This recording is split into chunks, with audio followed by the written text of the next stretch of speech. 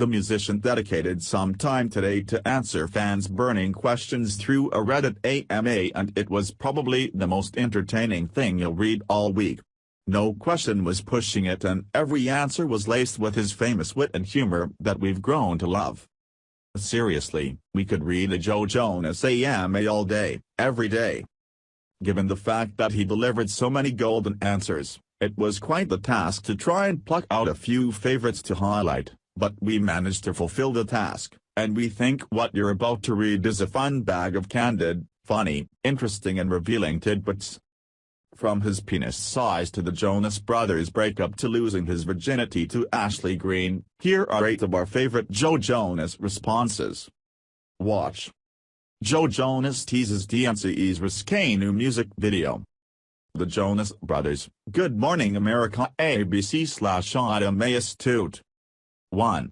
When asked about bad blood after the Jonas Brothers breakup, a fan asked Jonas to reflect on the band's infamous breakup and brought up that Joe was accused of breaking up the band for drug addiction. You were scrutinized for being seen with the therapist, you weren't on speaking terms with your brothers. He responded thoughtfully and thoroughly, writing back, I think that probably half of those questions are true.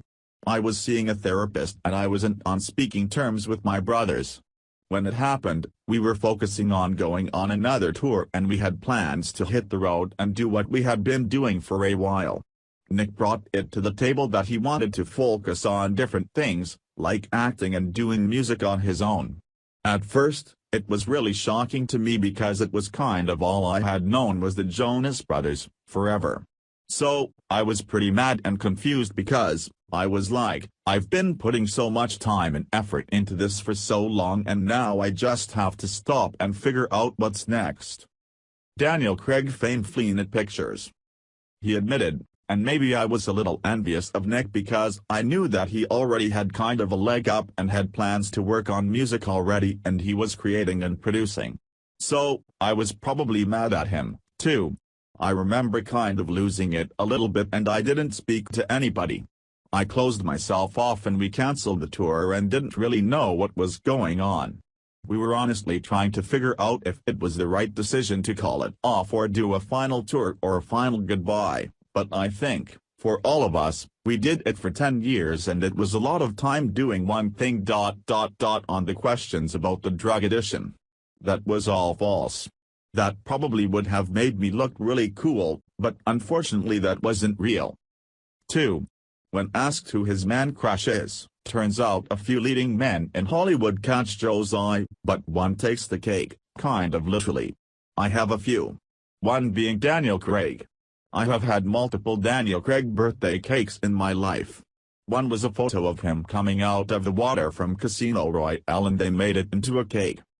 He adds, obviously, Matthew McConaughey is one, too. I think he's the man.